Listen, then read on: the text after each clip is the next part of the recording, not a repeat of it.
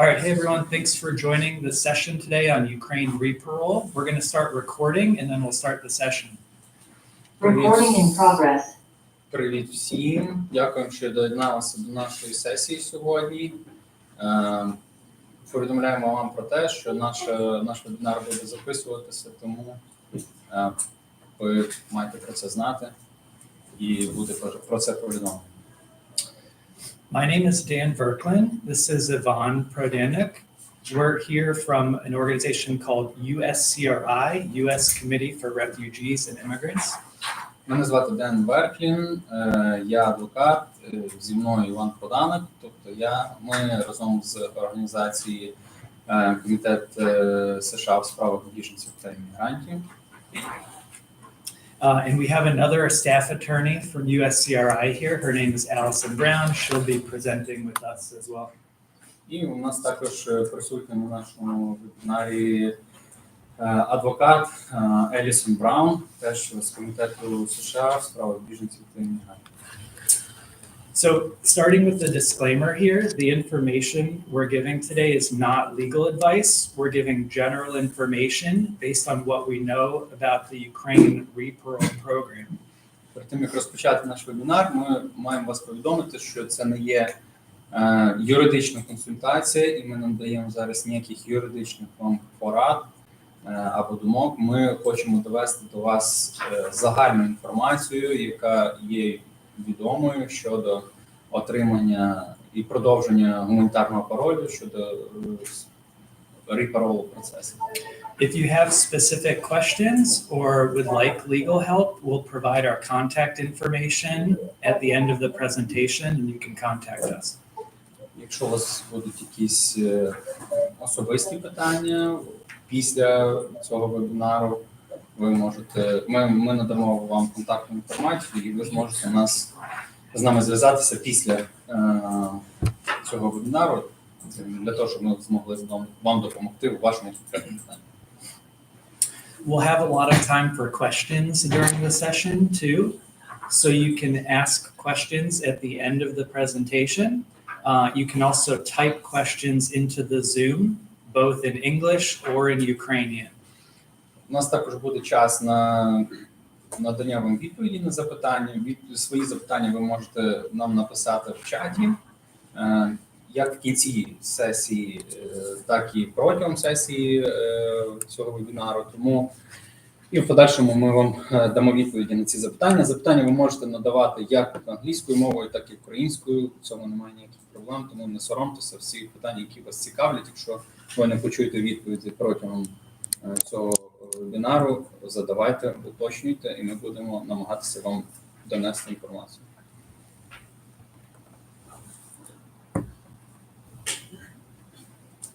Okay, so talking about reparole, last week on February 27th, the government released a reparole program for Ukrainians and their immediate family members who have been paroled in the United States. Значить, минулого тижня, 27 лютого, Міграційна служба Сполучених Штатів анонсувала процес продовження гуманітарного паролю для людей, для українців і їх членів сімей, які прибули яким було надано статус гуманітарного паролю після 11 лютого 2022 року. Okay, first we'll talk about who is eligible for Ukraine reparole. This is Ukrainian citizens or their immediate family members who were paroled into the United States after February 11th, 2022. Спершу потрібно розуміти, хто має право на продовження цього гуманітарного паролю.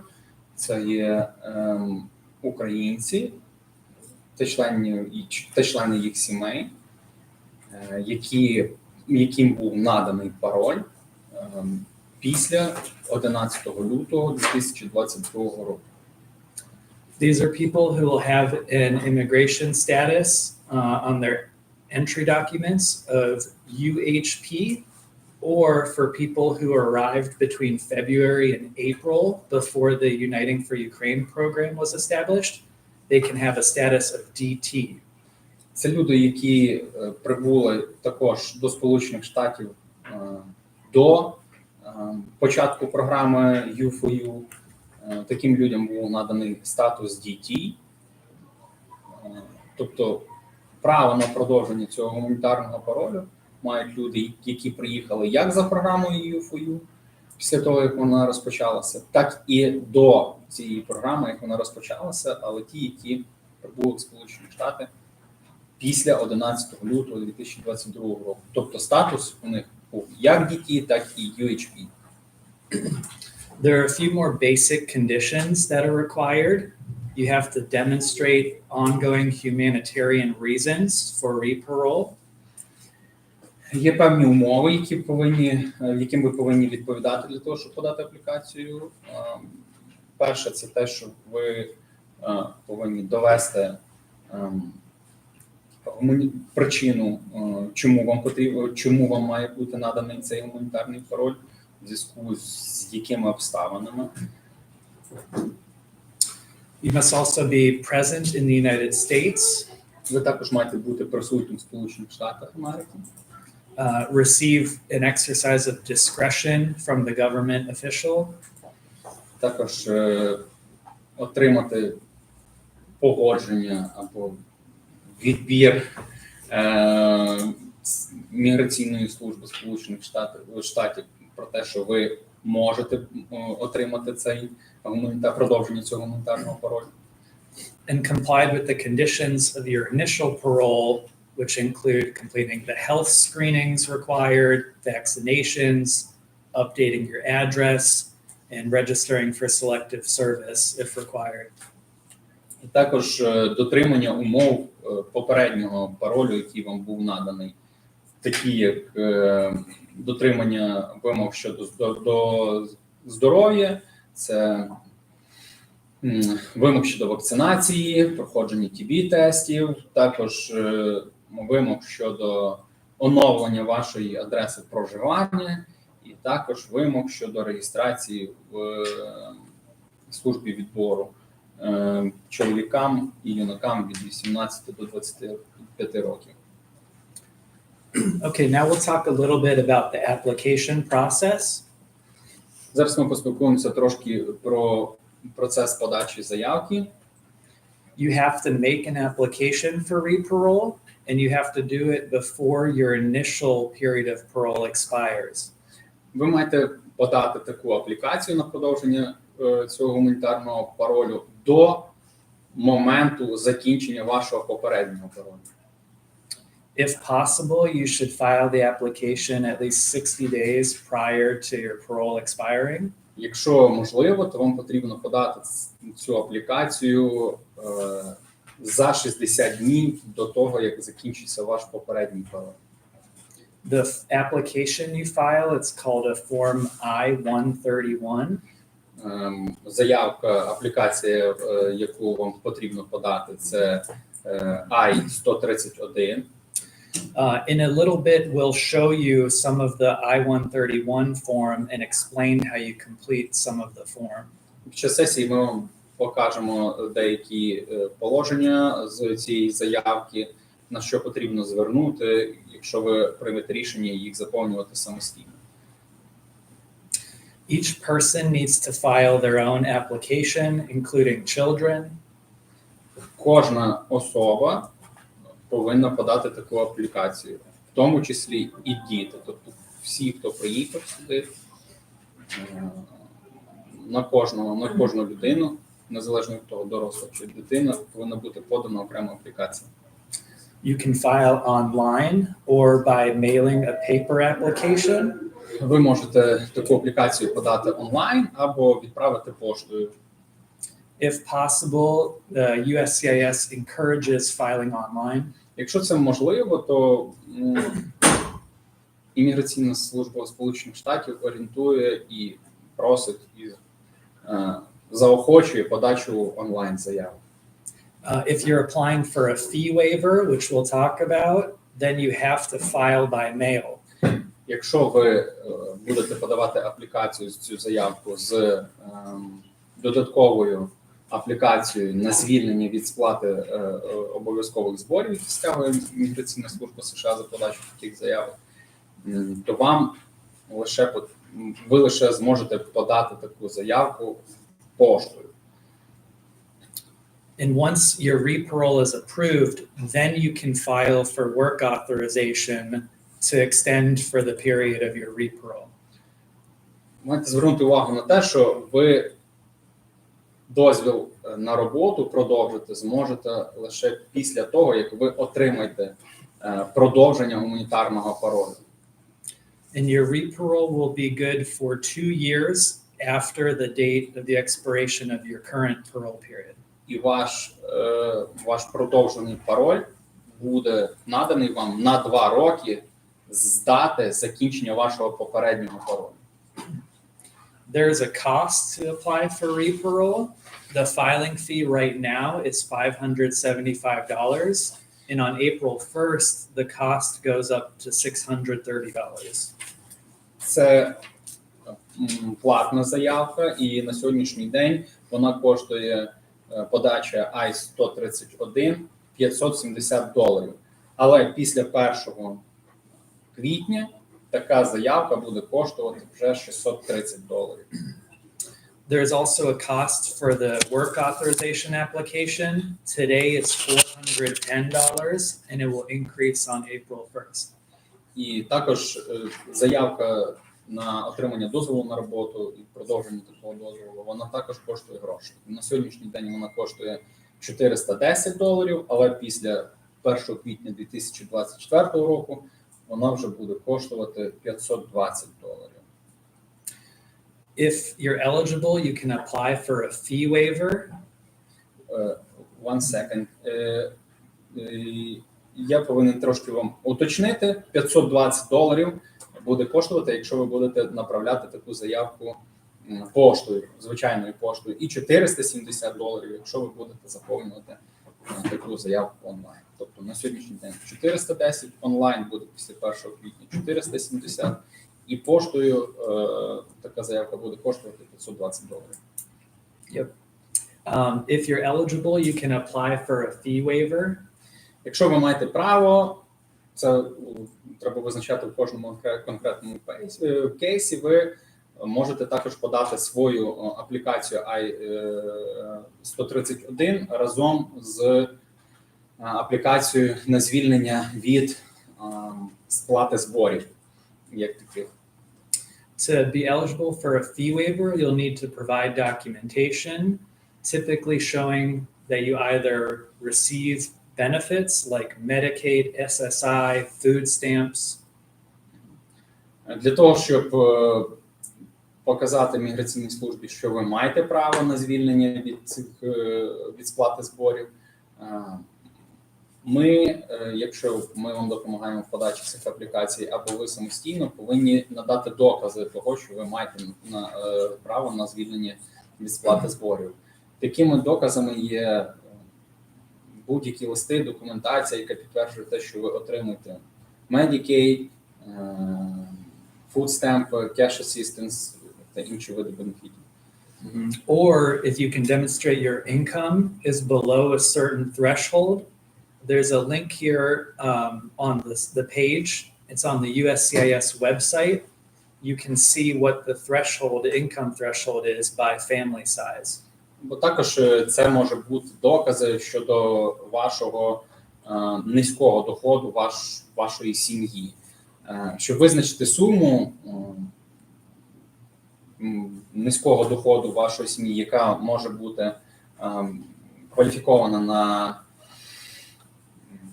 звільнення від сплати загальнообов'язкових зборів, це необхідно дивитися сайт міграційної служби, де зазначається там кількість членів сім'ї і граничний розмір доходу сім'ї, який може отримувати сім'я для того, щоб кваліфікуватися на звільнення від зборів. Сайт вказано ось тут, у презентації, так? Так, сайт вказано на презентації. So every person will need to either pay the fee or qualify for a fee waiver. every applicant, every family member. Кожна родина, кожна сім'я може подавати цю аплікацію на звільнення зборів. The application requires some documentation to be submitted with the application. Також до цієї заявки I-131 вимагається надання додаткових документів. This includes identification documentation like your passport or your EAD work authorization. Цих документів належать ідентифікаційні документи, паспорт або ваш попередній work permit. Your I-94 demonstrating you were paroled into the United States. Ваша форма I-94, яка показує, що ви легально перебуваєте в Сполучених Штатах, на яких підставах. And it's also recommended you submit evidence of why there are continued humanitarian reasons for parole. This can be in the form of a statement from you. Також мають бути надані докази, те, що зараз існує необхідність надання, певна гуманітарна причина, певна гуманітарна катастрофа або гуманітарна ситуація, яка демонструє і говорить про те, що вам має бути наданий цей пароль. Це таким доказом може бути просто написана від вас заява, яка буде описувати вашу персональну ситуацію, чому ви не можете бути в Україні, в зв'язку з чим ви просите отримання цього і продовження цього гуманітарного паролю. And then also evidence why you warrant discretion and that you've complied with the conditions of your initial parole. Також мають бути надані докази про те, що ви заслуговуєте на отримання цього паролю, то персонально ви. Then can I ask, what is the evidence can be here? So we don't necessarily have clear guidance on this question, but we're hoping that a statement from the applicant about them being a good person, they follow the laws, that they have family they take care of, how they're a good person in the United States can help with this. Значить, якихось таких особливих вимог до цього документа нема, але наше розуміння, що це може бути також персональна заява від вас про те, що де описується ситуація вашої сім'ї, з ким ви сюди приїхали, що ви дотрималися всіх вимог, які передбачалися попереднім паролем і так далі. Тобто, що не порушуєте закону, так? Що не порушуєте закону і абсолютно заслуговуєте на отримання цього паролю, оскільки ви були хорошою людиною на території Сполучених Штатів, які працювали легально і знаходилися тут також на законних підставах. Okay, so for the next part of the presentation, we're going to compare TPS to Reparole. We know a lot of people may have questions. If I have temporary protected status, do I need Reparole or the other way around? Ми маємо багато питань попередньо до цього від людей, які вже отримали temporary protected статус тимчасового захисту. І питання полягало в тому, чи я потребую отримання цього репаролу, чи ні, чи мені потрібно подавати цю заявку на продовження цього гуманітарного паролю, якщо в мене є TPS. Тому ми проаналізували переваги і недоліки, скажімо так, кожного із цих статусів і на них зараз зупинимося. After that, we'll show you some of the application process for filing online. Після цього ми вам покажемо деякі моменти подання аплікації в онлайн формі. So I'm going to invite my colleague Allison to come up and explain the next part comparing TPS and Reparole. Ідемо запрошую свою колегу Елісон, яка якраз повідомить вам і доведе положення кожного зі статусів, в якого є переваги. Ми про це поговоримо. I'm just going to go back to documentation for 1 minute, because the last three, the evidence for humanitarian reasons, discretion, we do have a sample statement that we're using for clients that address all three of those. Окей. Елісон трошки повернулася на попередній слайд з приводу 3 останніх положень, які зазначені докази щодо гуманітарних причин вашого перебування тут, що ви дійсно заслуговуєте на отримання паролю і що ви дотримувалися повністю всіх умов цього паролю. Для своїх клієнтів, для людей, яким ми допомагаємо в поданні цієї аплікації, ми підготували такий загальний лист, в якому охоплені повністю ці всі положення, де ми описуємо, чому людині потрібен цей гуманітарний пароль. In addition, just today, USCRI came out with a report on the current humanitarian situation in Ukraine that's pretty short and would be quite easy to attach, and is the type of thing we believe USCIS is looking for. Також ми підготували таку заяву, де описується теперішня ситуація в Україні, і вона дійсно описує причини гуманітарного характеру, і чому саме людям потрібен цей пароль. Ну, і також у нас така заява є. So I'm going to fairly quickly go through this chart on Reparole compared to TPS. We do actually have a handout, not with us, unfortunately. It is hard to read on the screen, but if people need more information, they can contact us.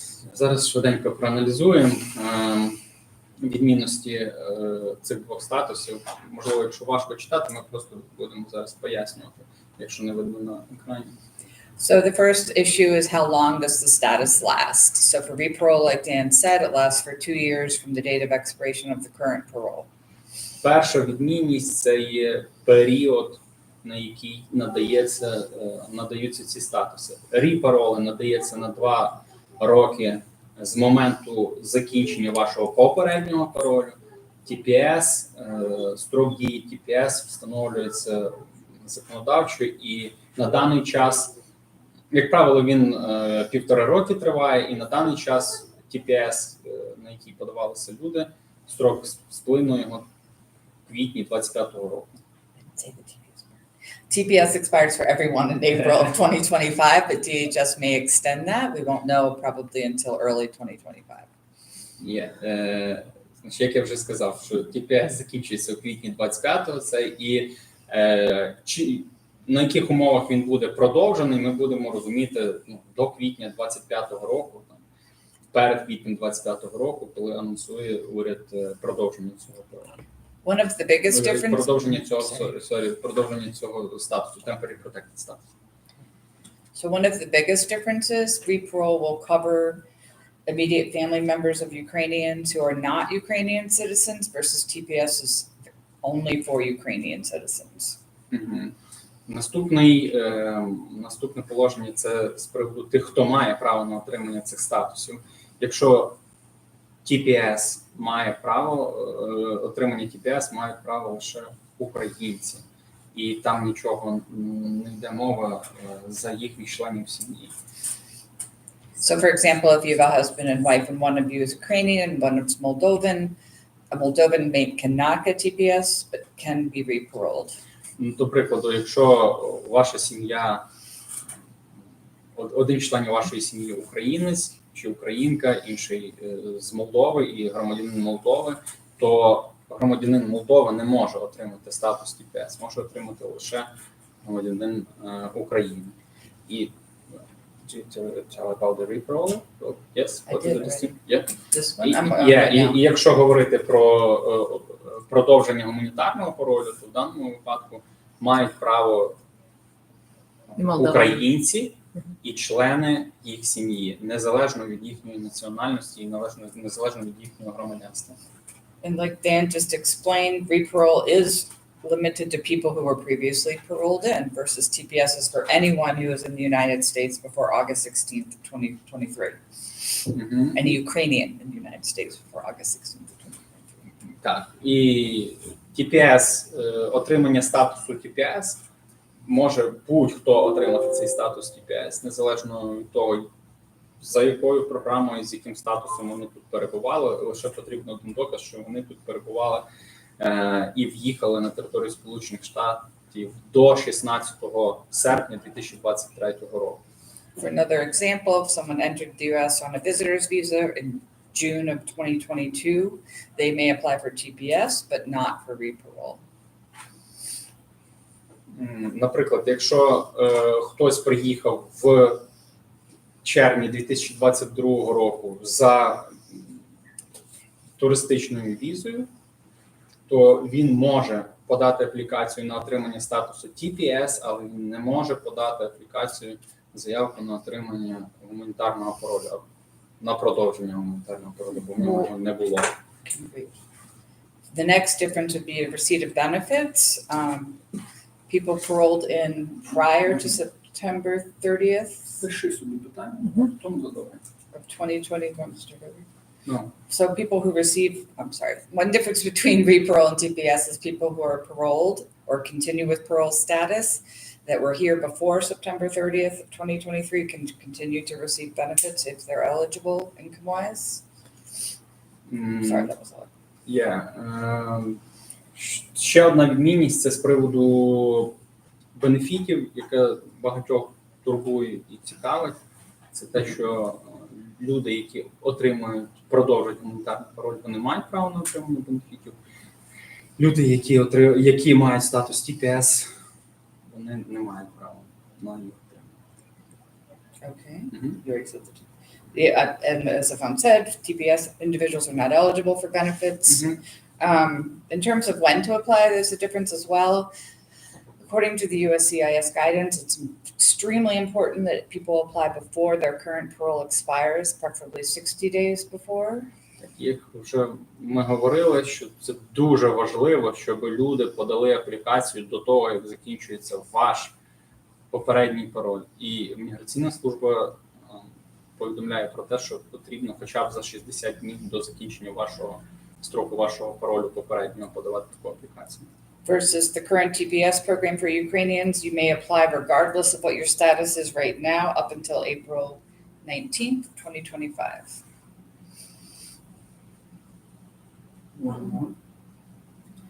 If you, for TPS, anyone, the Ukrainian in the US can apply up until April 19th, 2025. Ось, тому якщо за подачу заявки на отримання, на продовження гуманітарного паролю вам потрібно подавати його не менше, ніж за 60 днів до закінчення попереднього, то заявку на отримання статусу TPS ви можете подавати будь-коли до квітня 2025 року. Dan already went over the filing fees for reparole. So that is a difference. TPS is a little cheaper, frankly. Так, також Ден вам повідомив про збори, які справляються за подачу аплікації на продовження репароли. І TPS, подача аплікації на TPS, вона є дещо дешевшою. Other considerations in terms of TPS versus parole that are not on the chart are if you need to travel and maybe or is likely safer to travel with TPS than on parole. Також у вас багатьох є людей питання з приводу певні якісь побоювання з приводу ваших подорожей За кордон США, і відмінностей подорожей так за межами Сполучених Штатів. Can we explain, do we have some distinction between the Reparole and the TPS if the people want to travel? Because I'll just say this, if people want to travel, they should really talk to an immigration attorney because it's very case specific and that's something we could answer for you individually, but there's not like a blanket rule whether if you should travel or how you should travel. But they need authorization to travel. They can't just travel. I'll say that in a minute. якщо у вас є якісь такі питання з приводу того, що вам дійсно потрібно виїхати за межі Сполучених Штатів, і ви отримувач одного з цих статусів, то Алісон рекомендує звернутися до адвоката, тому що це є досить така Питання досить індивідуальне, і воно потребує вирішення в кожному індивідуальному кейсі. One thing, just to be clear, it's you are applying for reparole, and the way the questions are worded, it sounds like you're applying for permission to travel, but do not travel based on a grant of reparole. Ви можете подати аплікацію на отримання і продовження гуманітарного паролю, але ніхто з вас не отримує дозволу на подорож і на виїзд зі Сполучених Штатів. And I'll just repeat, if you have questions, those of you on Zoom, please put them in the chat and we will answer them. Якщо у вас є питання, просто нагадуємо, що ви можете їх задати в чаті, і ми будемо відповідати на них. It's very hard to see on the screen, I apologize.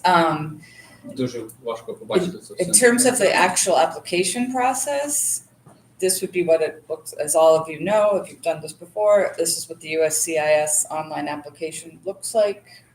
Це на екрані ви зараз бачите, як онлайн заявка виглядає в кабінеті вашому, в кожному з ваших онлайн аккаунтів. Virtually everyone who came in on UHP should already have a USCIS account. So that's how you would apply for the application for the travel document. We hope, yeah. Ми розуміємо, що в кожного, хто приїхав по програмі UFU, у більшості з вас є, і можливо навіть і всіх, на що ми надіємося, є особистий онлайн-аккаунт на сайті, на веб-сайті Міграційної служби Сполучених Штатів. This particular form is actually used for many different types of applications or cases, so some of it is a little bit confusing. Це форма, яка доступна для подання заявки на отримання на продовження гуманітарного паролю. Вона містить певні положення, на які потрібно звернути увагу, тому що вони можуть вас завести трошки в нерозуміння. Starting with the very first question, you have to answer whether you do it online or on paper. You have to check the box that you are outside the United States and applying for an advance parole document. Перше, якщо ви вирішили подавати таку заявку онлайн, нагадуємо, що Міграційна служба Сполучених Штатів заохочує такі ваші намагання. Перше питання, на що ви повинні відповісти, чи ви знаходитеся, чи ви подаєте цю заявку, чи ви знаходитеся за межами Сполучених Штатів. And I'll just repeat, even though that's what the form says, do not go outside the United States and wait for your advance parole document. Ви повинні дати відповідь, що ви знаходитеся за межами Сполучених Штатів, але це не означає, що ви маєте взяти і виїхати за межі Сполучених Штатів.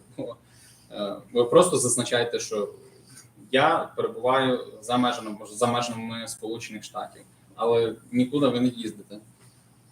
So the next part of the question online, and these particular questions are not on the paper form, but it will be asking you if you wanted the process to be expedited. Також наступним питанням буде те, що чи ви просите про пришвидшення процесу розгляду вашої заявки. Now that we know the process, we are expecting most people will be able to file well before their current parole expires. Зараз ми подавали аплікації людям, подавали заявки людям, які пішли заздалегідь, тому не просили про пришвидшення про пришвидшення розгляду таких справ. But for the few initial clients we've seen where it may expire in April, we have been requesting expedited just because that is quite soon, obviously. Але якщо люди, які приїхали до квітня 2022 року, ми рекомендуємо і ми будемо просити про пришвидшення розгляду даного кейсу, тому що тут уже менше ніж 60 днів, за які просила Міграційна служба США. And as I mentioned before, we have a statement for clients to use about why they need parole. We are using a variation of that to also ask for expedited processing if they need that. І також ми вам вже повідомляли, що у нас є певна заява, яку ми розробили наші адвокати, де ми описуємо повністю причини, чому вам потрібен цей пароль. І саме в цій заяві також, якщо нам потрібно попросити про пришвидшення розгляду кейсу, ми там зазначаємо причини пришвидшення, чому ми просимо пришвидшити цей процес розгляду.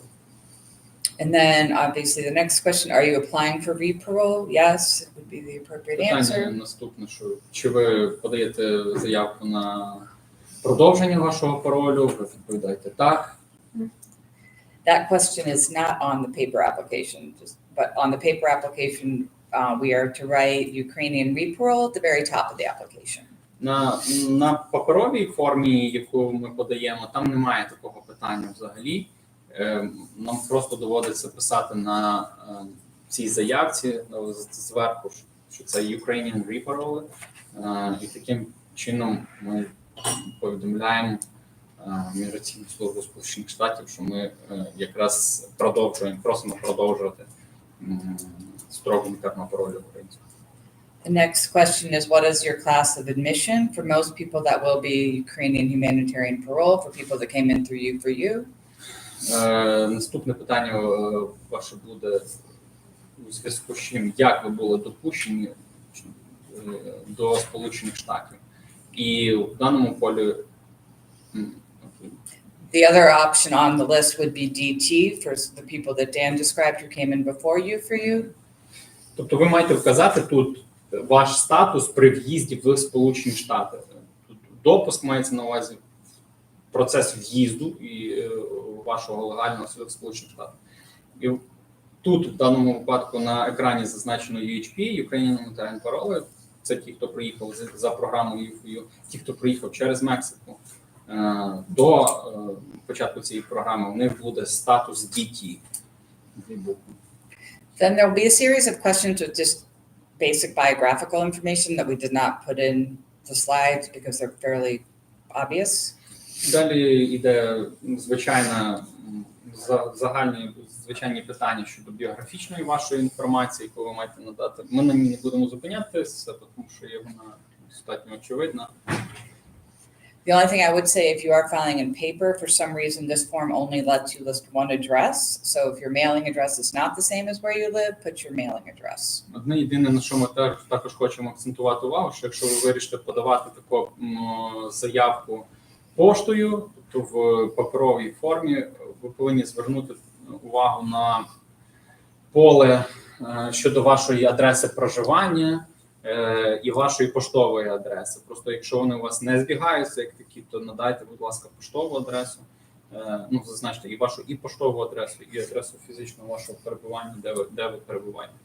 And here are some of the questions that are confusing because they don't apply, but people are going to feel like they have to put something in there.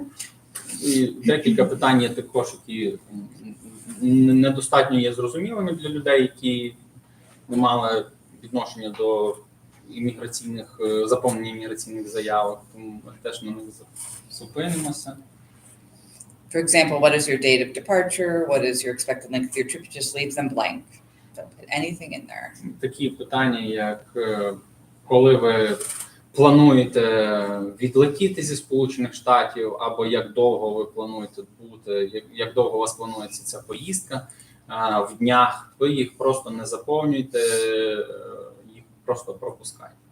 And then the question about, are you now in removal or deportation proceedings? If the answer is yes, you should only be doing this with the advice from an immigration attorney.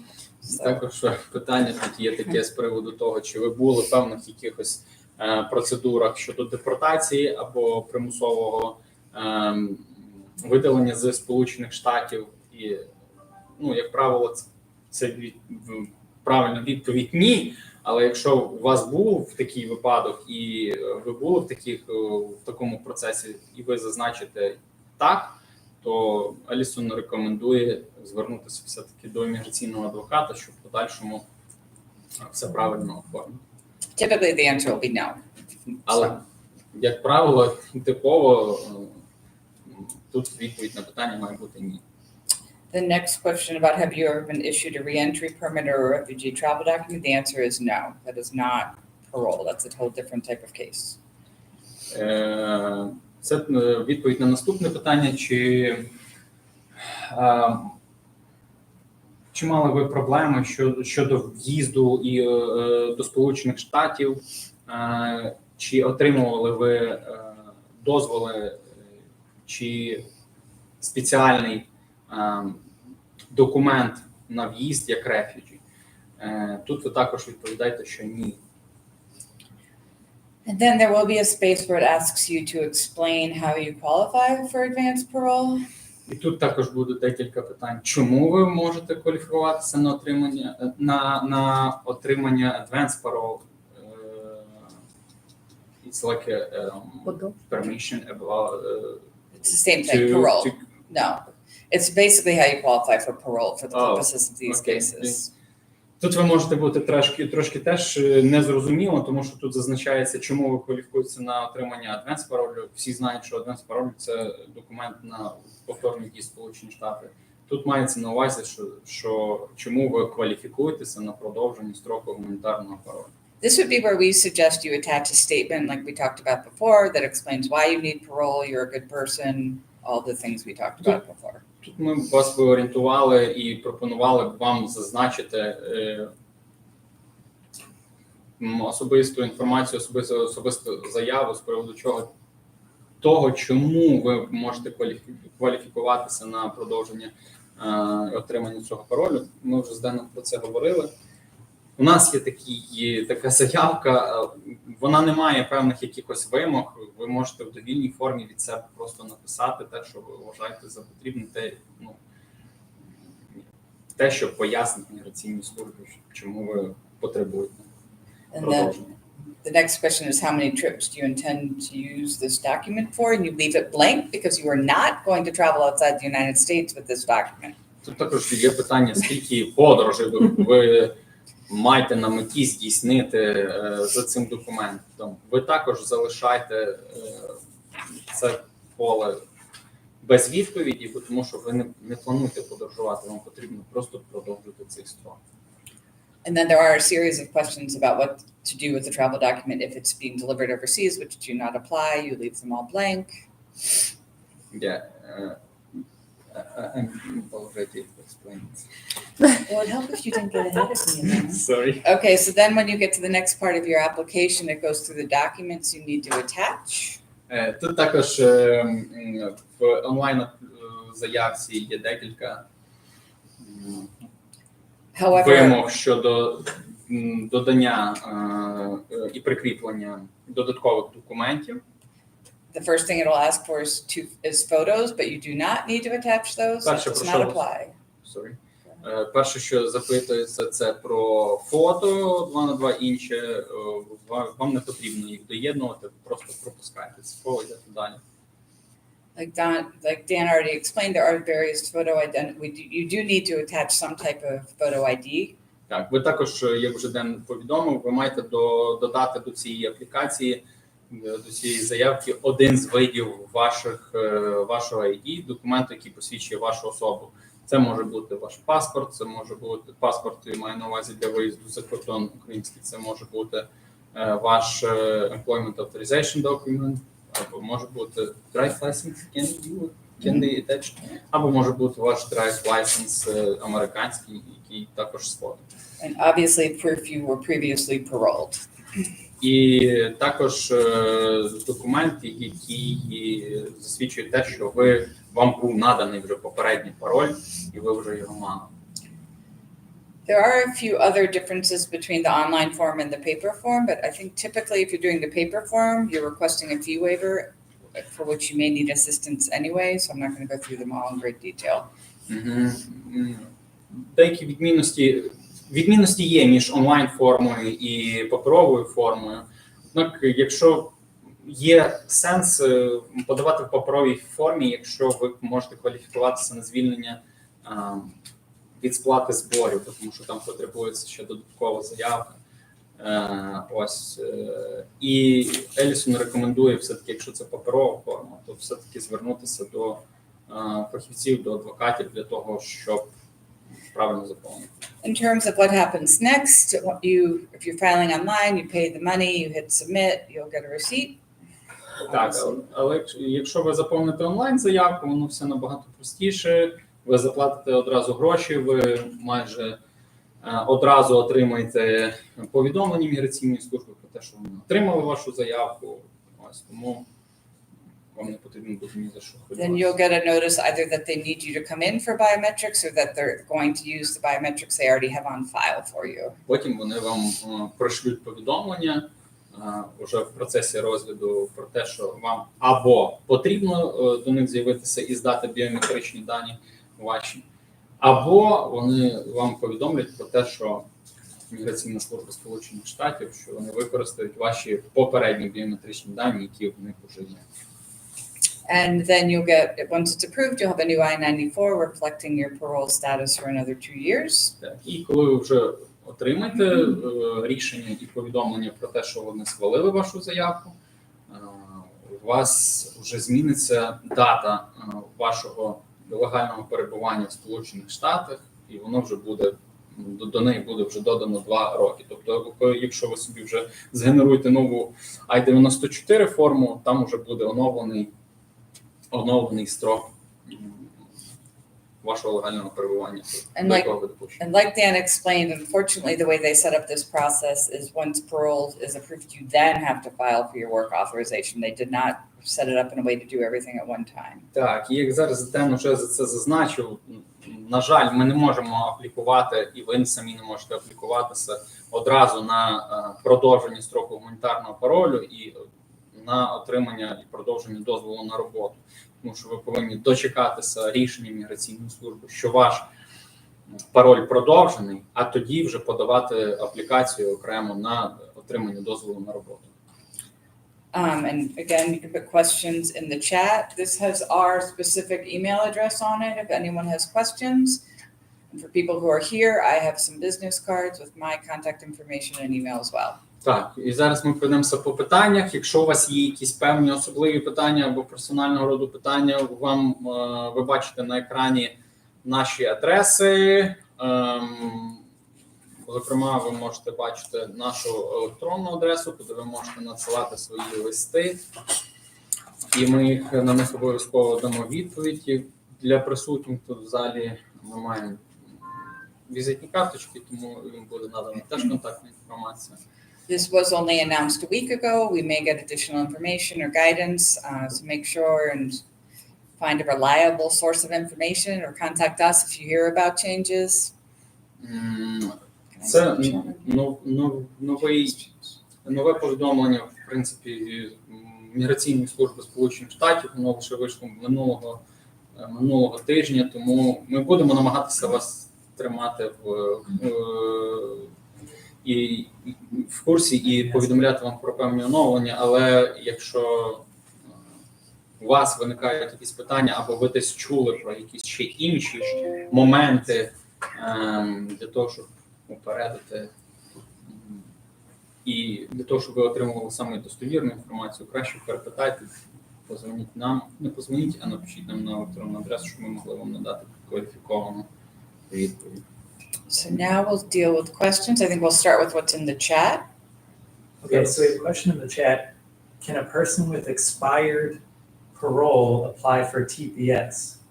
So the question is, a person with expired parole can apply for TPS, and the answer is yes. That would be if they apply before April of 2025. That would be one difference between the two programs. Питання було з приводу того, чи може особа подати заявку на отримання статусу TPS, якщо в неї закінчився статус гуманітарного паролю. Відповідь так. TPS is a long existing program. It currently protects, I believe, people from 16 different countries. You can apply no matter what your current status is. TPS, цей статус, Temporary Protected статус, він більш знаний і діє вже більше як 16 років на території Сполучених Штатів, тому 16 years or 16 countries. Він діє для 16 країн, тому на даний час подання заявки на отримання статусу TPS ви можете в будь-який час, незалежно від вашого теперішнього статусу. Okay, there's a couple more questions in the chat. Can you clarify what you mean that it's safer to travel with TPS. So the question about being safer to travel with TPS is my opinion, but I'll explain why. Питання було з приводу того, що подорожувати зі статусом TPS безпечніше. Елісон каже, що я поясню, це лише моя думка, і я поясню її чому. The short answer is if you've been paroled into the US for humanitarian reasons and you leave, you will face questions when you come back about why you need to continue to have parole since you chose to leave. Питання, якщо ви покинете Сполучені Штати з статусом гуманітарного паролю, і вам цей гуманітарний пароль наданий в зв'язку з певними гуманітарними причинами, що ви не можете перебувати ніде інше, лише в Сполучених Штатах, то ви зіткнетеся з питанням, швидше за все, офіцер вам задасть питання, чому ви знову вирішили приїхати до Сполучених Штатів. By departing, you essentially lose your parole status. So a new determination has to be made when you come back in whether you continue to need parole status. Але якщо ви поїдете за межі Сполучених Штатів, не отримавши додаткового документа, то ви просто-напросто одразу ж втратите цей статус UHP. Versus TPS, you get a specific TPS travel document that border officials are used to seeing and will be valid as long as you continue to have TPS status. За статусом TPS ви можете отримати додатковий документ для подорожей, і цей документ буде діяти протягом строку вашого TPS статусу.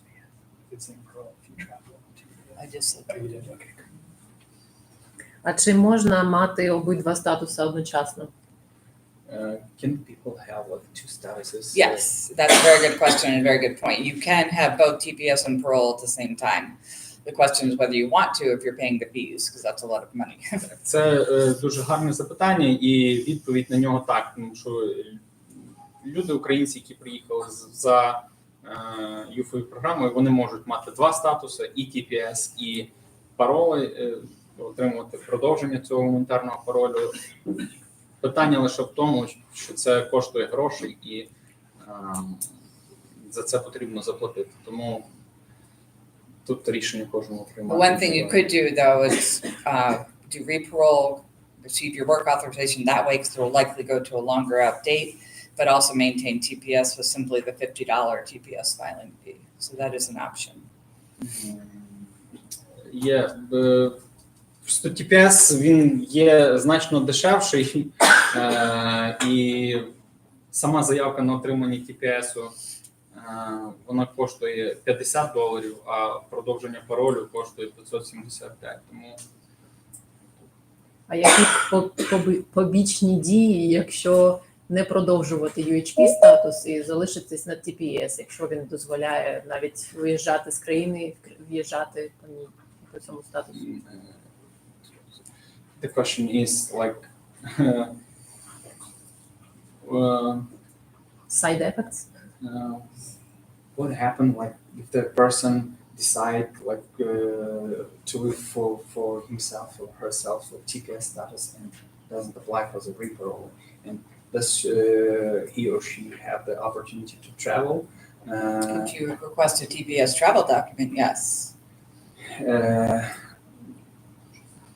В цьому було питання чи не в цьому? Які побічні дії, якщо він не продовжить цей UHP статус, залишиться лише на TPS? Просто бенефіти не буде отримувати. Якщо вже і так їх немає. І треба буде кожних півроку вже продовжувати. I have a question. Якщо вони мають обидва статуси, і вони виїжджають з країни по TPS, то коли повертаються, вони втрачають UHP. The question is about if the people have like two statuses and they like receive the travel document for TPS reason, yes, and they go out from the country and then come back, did they lose the UHP status? That's a fairly complicated question, but my understanding is yes, because you have left. But that's subject to So not everybody would agree with that answer, and we leave it that way. Це цікаве питання. Дійсно, якщо ви отримуєте документ, який дає вам право на виїзд зі Сполучених Штатів на підставі TPS, відповідь Елісон, так, ви втрачаєте статус UHP. Але це теж питання, яке може піддаватися дискусіям. Ось, і do you have like some explanation from the USCRI that you will lose? It's what I already said. The government's made a decision to parole you in for humanitarian reasons. So if you choose to leave, then you have given up that decision to parole you in for humanitarian reasons. Тобто, ну, якби офіційних роз'яснень таких як немає, але якщо подивитися в корінь цієї проблеми, що чому надається гуманітарний пароль людям, для того, щоб, тому що вони не можуть знаходитися в власній країні з певних гуманітарних причин, і вони виїжджають, і знову тоді виникає питання, якщо ви виїжджали, виїжджаєте. It gets fairly complicated, which is why I suggested if you ever decide you need to travel, you really would need to talk to an attorney about your personal situation. І Елісон говорить, що перед тим, як приймати рішення щодо ваших подорожей, щодо вашого виїзду зі Сполучених Штатів, дуже рекомендують поговорити з імміграційним адвокатом, щоб зважити повністю всі за і проти, і розуміти, чи дійсно воно вам настільки потрібно, і що ви можете, що для вас буде дійсно перевагою, до чого ви не можете, а що ви втратите. Цей... Hold on, can we finish the chat questions? Yeah, there's like Sure. 7 in there. Yeah. What? There's like 7 questions. Okay. Yeah, I'm seeing a couple more. Okay, I'm going to shorten this question, so if I don't capture it, let me know. But essentially, the question is, do I need to apply for reparole before my parole period expires? Not wait until TPS expires. The answer is yes. You have to, if you want to apply for reparole and maintain your parole status, you must apply before your current parole status expires, even if you have TPS. Так, питання було таке, чи я маю подати аплікацію щодо продовження гуманітарного паролю до сплину строку свого попереднього паролю, не чекаючи строку сплину свого статусу TPS. І відповідь була так, тому що ви маєте подати, це є два різних статуси, і ви маєте, якщо ви хочете продовжити свій гуманітарний пароль, то ви маєте подати заявку до сплину строку вашого попереднього паролю. But going back to a prior question, you don't have to maintain both parole and TPS. You can choose to just have TPS, and that's also fine. Заходячи наперед, відповідаючи, вам не обов'язково мати два статуси. Ви можете вибрати або один, або інший. Тому що і той, і інший, він є легальним, і він вам надає право перебувати тут легально. І працювати. Питання в тому, які переваги, які недоліки, ми вже на них зупинялися. А чи ми можемо розраховувати? There's one more in the chat. It's in Cyrillic, so we'll read it here. Oh, word. Ariane, Arena will read it. I can just interpret. Hello, if passport where they give, which was mentioned with my I-94 was lost, and now embassy issued new passport. What's that? Like, Well, in terms of your I-94, you can always get a replacement online. But there's a way to look that up online. For the I-94, the U.S. government issued an individual. That's quite easy. passport. I'm not sure about. I understand the question. If I'm correct, understand the person Lost passport. lost her passport, and passport. now she's in the process with the Ukrainian embassy. Yes, and she doesn't have. already received new passport. It means it will be new passport number. That's fine. Just put in the okay. current passport.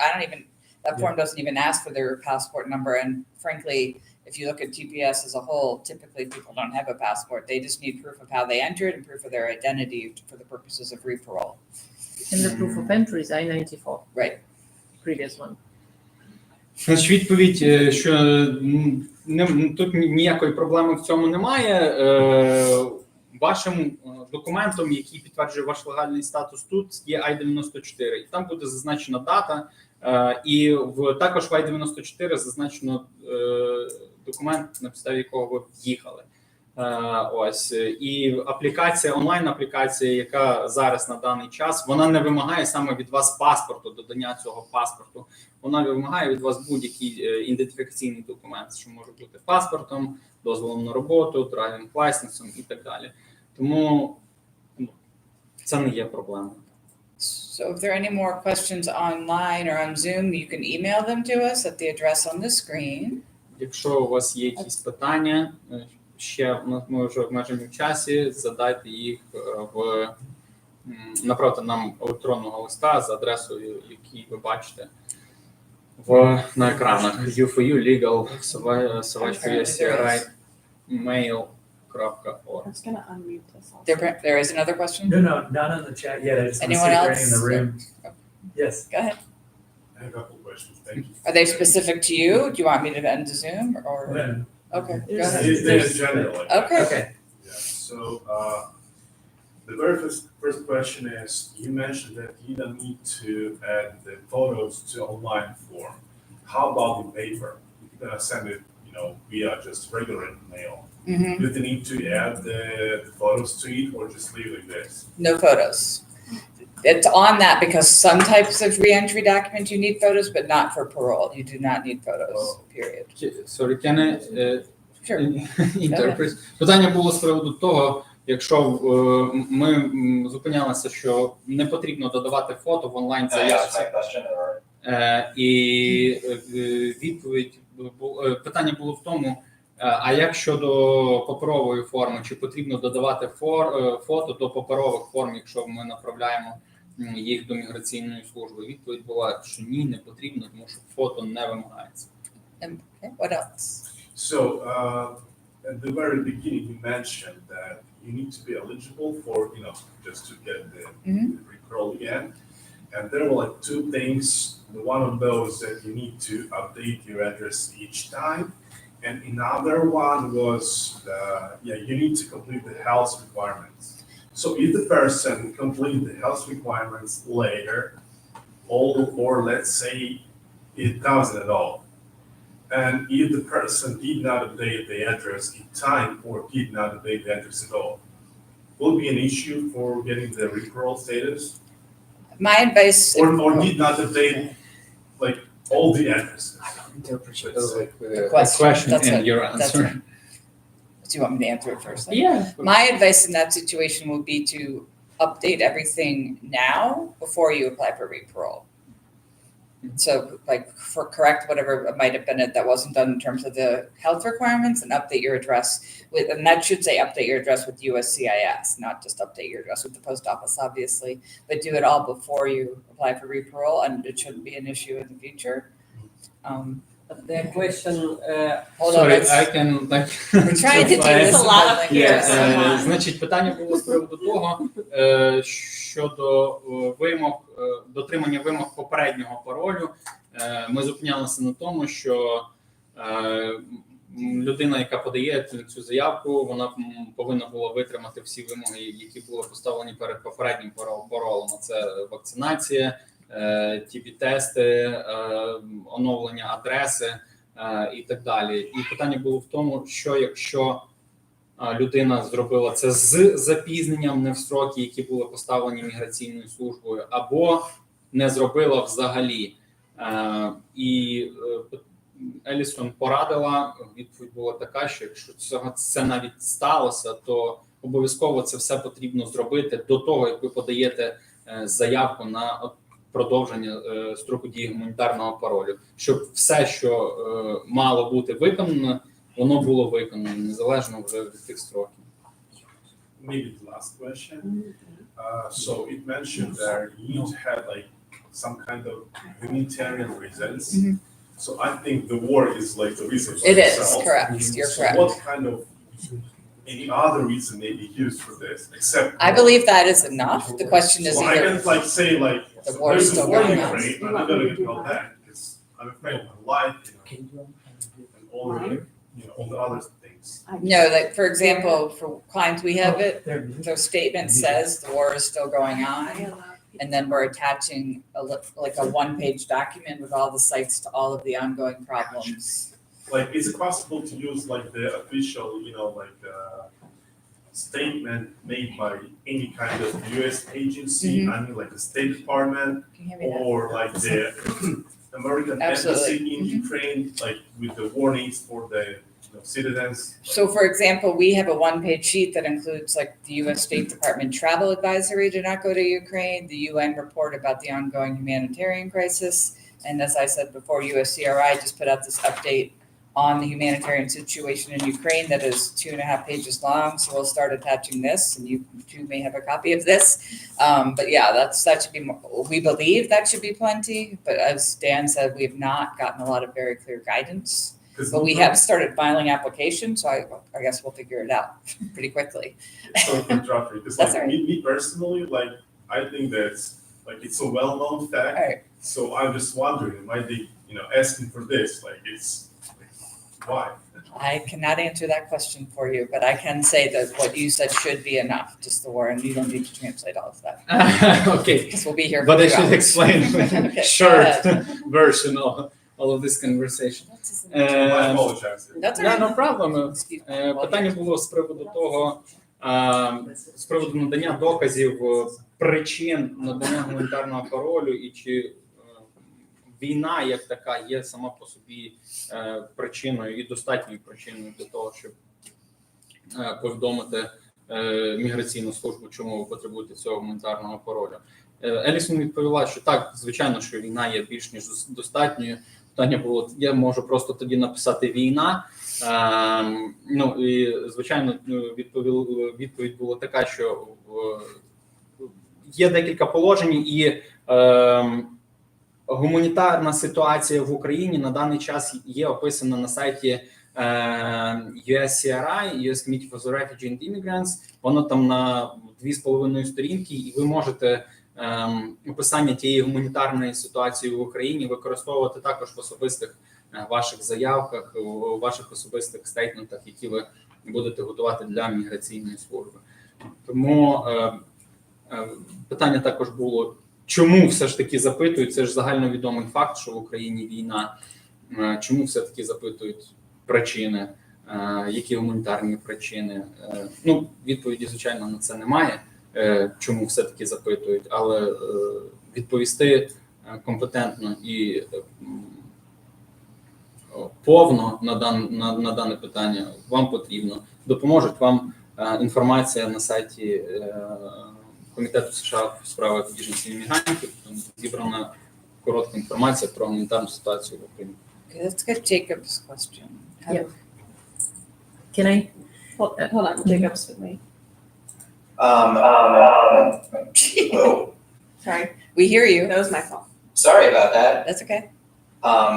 My question is regarding the fee waiver. If there's a family who is like just above the line for being eligible for the fee waiver, are there other sources where they might be able to get, for lack of a better term, like a scholarship for that fee, where it's not just they don't have to pay, it's somebody paying for them? Do we have any source for that? There's 2 answers. One is there is on the fee waiver application another option to pick, like financial hardship, which you could get into. For example, we may make a little bit too much money, but we have all these extra expenses. And I should add, for the fee waiver, the worst thing that can happen if you request a fee waiver is it gets rejected and it gets sent back, and then you just pay the fee. So especially if you have time, there's no downside to trying the fee waiver if you think you're eligible. And to the second question, it does not matter who pays the fee. The government does not care as long as the fee gets paid if they want to go that route. So. Thank you. Питання було з приводу сплати державних зборів, чи є якісь ще інші варіанти оплати цих заявок або інші причини не платити або отримати звільнення від сплати цих зборів. І відповідь була, що в самому вейвері, в заявці на звільнення від сплати зборів, там зазначаються всі підстави, які можуть бути. Це,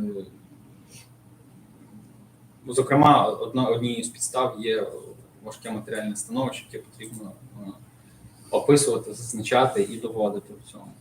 І